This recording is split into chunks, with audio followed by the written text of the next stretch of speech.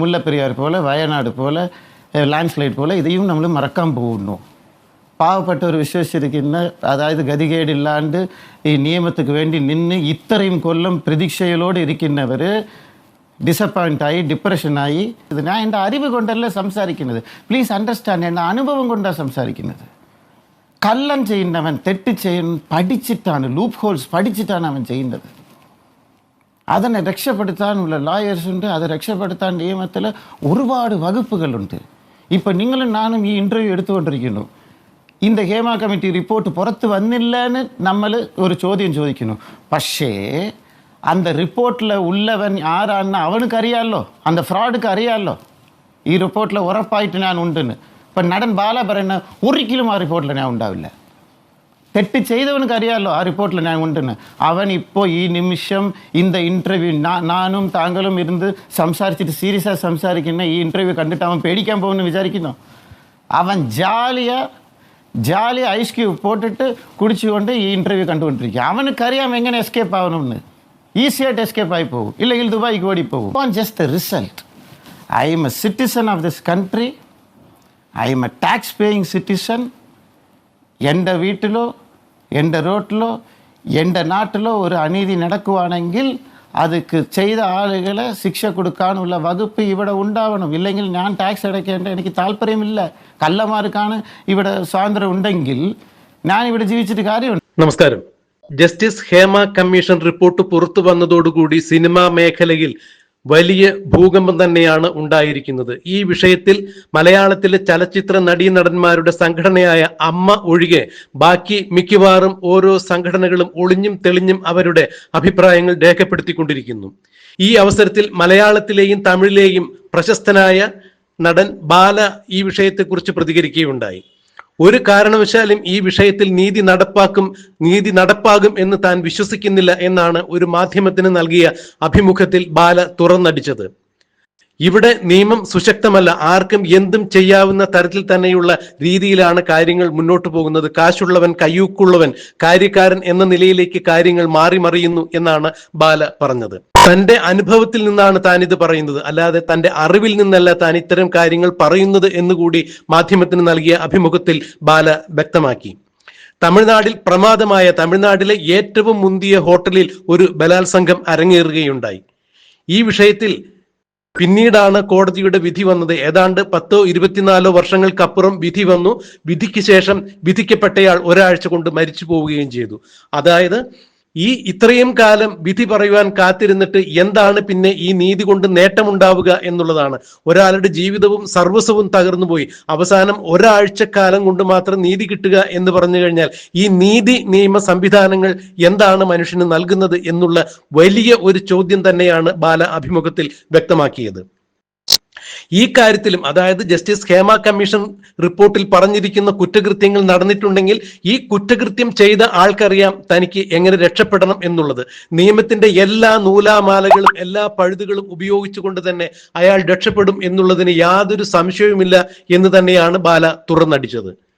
ഇതാണ് നമ്മുടെ നിയമത്തിന്റെ വലിയ ഒരു പോരായ്മ. കാശുണ്ടെങ്കിൽ, സ്വാധീനമുണ്ടെങ്കിൽ എത്ര വലിയ കുറ്റകൃത്യങ്ങളും ചെയ്യുവാൻ മനുഷ്യന് ധൈര്യമുണ്ടാകുന്നു എന്ന നിലയിലേക്ക് കാര്യങ്ങൾ മാറി മറിഞ്ഞിരിക്കുന്നു.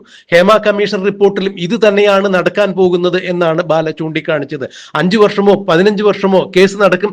അതിനുശേഷം പിന്നീട് വിധി വരുവാൻ വേണ്ടി പിന്നെ ഒരു 5 വർഷം കൂടി കാത്തിരിക്കേണ്ടതായി വരും. മുല്ലപ്പെരിയാർ പോലെയോ വയനാട് ദുരന്തം പോലെയോ പിന്നീട് ഈ വിഷയങ്ങളെല്ലാം നമ്മൾ സാവധാനം മറക്കും. ഇതാണ് ഈ നാട്ടിൽ നടന്നുകൊണ്ടിരിക്കുന്നത്. അതുകൊണ്ട് ഈ വിഷയത്തിൽ ഏതെങ്കിലും തരത്തിൽ ഇരകൾക്ക് നീതി കിട്ടുമെന്ന് താൻ പ്രതീക്ഷിക്കുന്നില്ല. ജസ്റ്റിസ് ഹേമ കമ്മീഷൻ റിപ്പോർട്ടിൽ പറഞ്ഞിരിക്കുന്നത് പോലെ കുറ്റകൃത്യം ചെയ്ത ആൾ ഇപ്പോൾ ഇതെല്ലാം കണ്ട്, അതായത് ഞാനും നിങ്ങളുമായി നടത്തുന്ന ഈ അഭിമുഖം കണ്ട് അയാൾ സന്തോഷിക്കുന്നുണ്ടാവും, ചിരിക്കുന്നുണ്ടാവും, ഒരുപക്ഷെ അയാൾ മദ്യപിക്കുന്നുണ്ടാകാം. കാരണം അയാൾക്കറിയാം അയാൾ രക്ഷപ്പെടും എന്ന്. നമ്മുടെ നാട്ടിലെ നീതിന്യായ സംവിധാനങ്ങളിലുള്ള പിഴവുകൾ ചൂണ്ടിക്കാണിച്ചുകൊണ്ട് തന്നെയാണ്, അഥവാ നീതിന്യായ സംവിധാനങ്ങളിലെ നടത്തിപ്പിലുള്ള കാലതാമസം തന്നെയാണ് ബാല ചൂണ്ടിക്കാണിക്കുന്നത്. ഒരാൾക്ക് നീതി നിഷേധിക്കുന്നതും വൈകി വരുന്ന നീതിയും തമ്മിൽ യാതൊരു തരത്തിലും വ്യത്യാസമില്ല എന്നാണ് ബാല പറയുന്നത്. അതായത് കാലാനുസൃതമായി സമയാനുസൃതമായി ലഭ്യമാകാത്ത നീതി കൊണ്ട് ആർക്കെന്ത് ഗുണം എന്നാണ് ബാല തുറന്നടിക്കുന്നത്. തന്റെ അനുഭവത്തിൽ നിന്നാണ് താൻ ഇത്തരം കാര്യങ്ങൾ പറയുന്നത് എന്നുകൂടി ബാല പറയുമ്പോൾ തീർച്ചയായും ബാലയുടെ വാക്കുകൾക്ക് വളരെ വിശുദ്ധിയുണ്ട്, സത്യത്തിന്റെ വിലയുണ്ട്. കാരണം ഈ നാട്ടിൽ എന്ത് കുറ്റകൃത്യങ്ങളും ചെയ്യുന്ന ആളുകൾ അവരുടെ പണവും സ്വാധീനവും ഉപയോഗിച്ച് നിയമത്തിന്റെ പിടിയിൽ നിന്നും ചാടിപ്പോകുന്ന കാഴ്ചയാണ് ഏവരും കാണുന്നത്. ഇത് തന്നെയാണ് ഇപ്പോൾ ജസ്റ്റിസ് ഹേമ കമ്മീഷൻ റിപ്പോർട്ടിൽ പറഞ്ഞിരിക്കുന്ന കുറ്റകൃത്യങ്ങൾ ചെയ്തിട്ടുണ്ട് എന്ന് പറയപ്പെടുന്ന ആളുകൾക്കും ഇത് തന്നെയാണ് സംഭവിക്കാൻ പോകുന്നത്. അവർ അവരുടെ കഴിവും സ്വാധീനവും ഉപയോഗിച്ച് ഈ കേസിൽ നിന്നും പുല്ലുപോലെ ഇറങ്ങിപ്പോകും. ഇതിന് യാതൊരു സംശയമില്ല. നീതി കിട്ടുവാൻ വേണ്ടി പ്രാർത്ഥിക്കുന്ന അല്ലെങ്കിൽ കഴിഞ്ഞുകൂടുന്ന ഇരകൾക്കൊപ്പം നമുക്ക് നിൽക്കാം, എന്നാൽ അവർക്ക് നീതി കിട്ടും എന്ന് ഒരു കാരണവശാലും താൻ വിശ്വസിക്കുന്നില്ല എന്നാണ് ബാല മാധ്യമത്തിന് നൽകിയ അഭിമുഖത്തിൽ തുറന്നടിച്ചത്. ബാല വളരെ വൈകാരികമായി ഒരു മാധ്യമത്തിന് നൽകിയ അഭിമുഖത്തിന്റെ പ്രസക്ത ഭാഗങ്ങൾ നമുക്കൊന്ന് കേൾക്കാം. ഞാൻ പറയുന്നത് നിങ്ങൾക്ക് മാത്രമല്ല സാധാരണ ആളുകൾക്ക് കൂടെ മനസ്സിലാവും. ഈ ഹേമ കമ്മീഷൻ 5 വർഷം മുമ്പാണ് വന്നത്, തുടങ്ങിയത്. അതിനു മുമ്പ് എത്ര കേസുണ്ട് ഇവിടെ, എത്ര സെക്ഷൽ അബ്യൂസ് കേസ് പോലീസ് സ്റ്റേഷനിലുണ്ട്, കോടതിയിലുണ്ട്. കേരളമല്ല, ലോകമേ തിരിഞ്ഞു നോക്കിയ ഒരു കേസുണ്ട് കേരളത്തിൽ. അത് 7 കൊല്ലമായി, ഇന്നും കേസ് നടക്കുന്നുണ്ട്. ഇപ്പോൾ ഒരു റിപ്പോർട്ടാണ് വന്നിരിക്കുന്നത്. റിപ്പോർട്ടിന് ശേഷം അന്വേഷണം നടത്തണം, ഡിഗ്രി ഓഫ് അലിഗേഷൻ നോക്കണം. ഇപ്പോൾ 2 പേർക്ക് ഒരു ഫൈറ്റായി, ചുമ്മാ ഇങ്ങനെ തട്ടി, പക്ഷേ ഡിഗ്രി ഓഫ് അലിഗേഷനിൽ എന്നെ കൊല്ലാൻ ശ്രമിച്ചു എന്ന് പറയും. അതിൻ്റെ സത്യാവസ്ഥ എന്താ, ശരിക്കും അടി ഉണ്ടായോ ഇല്ലയോ ഇല്ല, ഇതെല്ലാം അന്വേഷിക്കണം. ഇനി ഒരു 5 വർഷം നടക്കും. அதுக்கப்புறம் விதி வரான் இனி ஒரு 5 வருஷம் எடுக்கும். நீங்கள் ஒரு காரியம் മനസ്സിലാക്കുന്നില്ല. ഇത് ഒരു ക്രൈം കേസ് ഇതിൽ ഉണ്ടോ, ഫയലായിട്ടുണ്ടോ? അങ്ങനെ ക്രൈം കേസ് ഉണ്ടെങ്കിൽ இந்த റിപ്പോർട്ടിൻ്റെ അടിസ്ഥാനത്തിൽ ക്രൈം കേസ് വരുവാണെങ്കിൽ അതിന് ശിക്ഷ കൊടുക്കാനുള്ള വകുപ്പ് ഇവിടെ ഉണ്ടോ? ഇല്ല, ചുമ്മാ നമ്മളെല്ലാം ഇപ്പോൾ ഒരു 4-5 ദിവസം ഈ ബഹളം ഉണ്ടാക്കിയിട്ട് മുല്ലപ്പെരിയാർ പോലെ വയനാട് പോലെ ലാൻഡ് സ്ലൈഡ് പോലെ ഇதையும் നമ്മൾ മറക്കാൻ പോകുന്നു. പാവപ്പെട്ടവർ വിശ്വസിച്ചിരിക്കുന്ന, അതായത് ഗതികേടില്ലാണ്ട് ഈ നിയമത്തിക്ക് വേണ്ടി നിന്ന് ഇത്രയും കൊല്ലം പ്രതീക്ഷയിലോടെ ഇരിക്കുന്നവർ ഡിസപ്പോയിൻ്റായി ഡിപ്രഷനായി പോകുന്നത്. ഞാൻ എൻ്റെ അറിവ് കൊണ്ടല്ല സംസാരിക്കുന്നത്, പ്ലീസ് അണ്ടർസ്റ്റാൻഡ്. എൻ്റെ അനുഭവം കൊണ്ടാണ് സംസാരിക്കുന്നത്. കള്ളം ചെയ്യുന്നവൻ തെറ്റ് പഠിച്ചിട്ടാണ്, ലൂപ്പ് ഹോൾസ് പഠിച്ചിട്ടാണ് അവൻ ചെയ്യുന്നത്. അതിനെ രക്ഷപ്പെടുത്താനുള്ള ലായേഴ്സ് ഉണ്ട്, അത് രക്ഷപ്പെടുത്താൻ നിയമത്തിൽ ഒരുപാട് വകുപ്പുകളുണ്ട്. ഇപ്പം നിങ്ങളും നാനും ഈ ഇൻ്റർവ്യൂ എടുത്തുകൊണ്ടിരിക്കുന്നു. இந்த ஹேமா கமிட்டி ரிப்போர்ட் പുറത്ത് വന്നില്ലെന്ന് നമ്മൾ ഒരു ചോദ്യം ചോദിക്കുന്നു. പക്ഷേ அந்த റിപ്പോർട്ടിൽ ഉള്ളവൻ ആരാണെന്ന് അവനക്ക് അറിയാമല്ലോ, அந்த ഫ്രോഡുക്ക് അറിയാമല്ലോ. ഈ റിപ്പോർട്ടിൽ ഉറപ്പായിട്ട് ഞാൻ ഉണ്ടെന്ന്. ഇപ്പം നടൻ ബാല പറയുന്ന ഒരിക്കലും ആ റിപ്പോർട്ടിൽ ഞാൻ ഉണ്ടാവില്ല. തെറ്റ് ചെയ്തവനക്ക് അറിയാമല്ലോ ആ റിപ്പോർട്ടിൽ ഞാൻ ഉണ്ടെന്ന്. അവൻ ഇപ്പോൾ ഈ നിമിഷം இந்த ഇൻ്റർവ്യൂ നാനും താങ്കളും ഇരുന്ന് സംസാരിച്ചിട്ട് സീരിയസായി സംസാരിക്കുന്ന ഈ ഇൻ്റർവ്യൂ കണ്ടിട്ട് അവൻ പേടിക്കാൻ പോകുമെന്ന് വിചാരിക്കുന്നു. അവൻ ജാലി ഐസ് ക്യൂബ് പോട്ടിട്ട് കുടിച്ചുകൊണ്ട് ഈ ഇൻ്റർവ്യൂ കണ്ടുകൊണ്ടിരിക്കുക. അവനക്കറിയാം എങ്ങനെ എസ്കേപ്പ് ആവണമെന്ന്.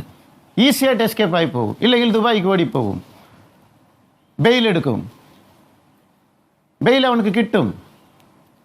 കുറേ വകുപ്പുകളുണ്ട് എസ്കേപ്പ് ആവാൻ. ഇനി അത് വേണ്ടാണ്ടാ சொல்கிறேன். ഒരു എക്സാമ്പിൾ ഞാൻ ഒന്ന് പറയട്ടെ എല്ലാവരുடைய ശ്രദ്ധയ്ക്ക്. തമിഴ്നാട്ടിൽ, അതായത് ലോകത്തിലെ റിച്ചസ്റ്റ് ഹോട്ടലിയർ, ലോകത്ത് അദ്ദേഹത്തിന് മേലെ റേപ്പ് കേസ് വന്നു. ഏകദേശം 24 കൊല്ലം മേലായി அந்த റേപ്പ് കേസ് വിധി വരാനായിട്ട്. വിധി വന്നു, ആൾ പുറത്തായിരുന്നു, വിധി വന്നു, അറസ്റ്റിലായി. കറക്റ്റ് ഒരാഴ്ചയിൽ പുള്ളി മരിച്ചുപോയി. ഒരു റേപ്പ് ചെയ്ത அந்த റേപ്പ് ചെയ്ത സ്ത്രീയോடைய ഭർത്താവ് കൊന്നു കളഞ്ഞു. அந்த ரேப் பண்ண அந்த பெண்ணு பிராந்தாയി, കുട്ടികൾ അനാഥയായി. ഈ കോടീശ്വരൻ 24 வருஷம் அந்த கேஸை அப்படியே தள்ளிக்கிட்டே போனான். எக்ஸாக்டாக எனக்கு அறியிല്ല, കുറേ വർഷങ്ങൾ തള്ളിയിട്ടേ പോണാർ. വിധി വന്നത്, അവ ജയിലിലേക്ക് അകത്തായി. ഒരാഴ്ചയിൽ അയാൾ മരിച്ചുപോയി. ഇതാണോ ശിക്ഷ? அந்த ഒരാഴ്ചയാണ് ശിക്ഷ. ഒരു കുടുംബം തകർന്നുപോയി. ഇതൊക്കെ എന്ത് നിയമം പറയും? പിന്നെ പെണ്ണുങ്ങളുടെ റൈറ്റ്സിന് നിങ്ങൾ പറയുന്നു. എല്ലാ മേഖലയിലും ഉണ്ടുங்க, എല്ലാ മേഖലയിലും ഉണ്ട്.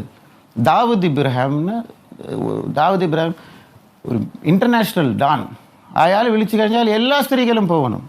അങ്ങനെയായിരുന്നു ബോംബെയിൽ ഒരു കാലഘട്ടത്ത്. പ്രീതി സിന്ത ഒരു നടി ഫസ്റ്റ് ടൈം പോടാന്ന് പറഞ്ഞു.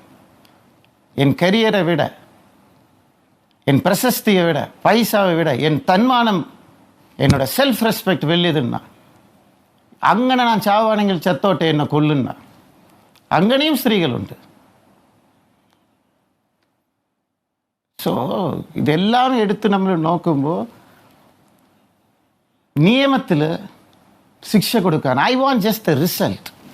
ஐ am a citizen of this country. I am a tax paying citizen.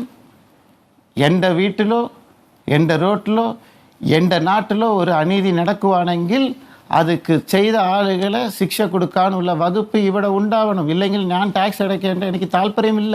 കള്ളന്മാർക്കാണ് ഇവിടെ സ്വാതന്ത്ര്യം ഉണ്ടെങ്കിൽ ഞാൻ ഇവിടെ ജീവിച്ചിട്ട് കാര്യമുണ്ടോ? ഒരു കാര്യമില്ല. നാളെ എനിക്ക് തെറ്റ് ചെയ്യാനുള്ള ഭയങ്കര ധൈര്യം ഉണ്ടാവും. ആമാം, ഞാൻ എല്ലാ തെറ്റും ചെയ്യും. അവസാന നിമിഷം ഒരു ശിക്ഷ കിട്ടിയിട്ട് മരിച്ചു പോകും. പക്ഷേ എൻ്റെ ജീവിതം ഞാൻ ഭയങ്കര രാവണനെ പോലെ ഞാൻ ജീവിക്കും. ഏൻ കഷ്ടപ്പെട്ട് രാമരെ പോലെ ജീവിക്കണം? അങ്ങനെയുള്ള ചിന്താഗതി എല്ലാവർക്കും വരും. രാമരെ പോലെ പോയി കാട്ടിൽ 16 വർഷം ഇരുന്നിട്ട് കഷ്ടപ്പെട്ട് ന്യായം എന്ന് പറയുന്നത് ഇവിടെ എല്ലാ തെറ്റും ചെയ്തിട്ട് അവസാന നിമിഷം രാവണനെ പോലെ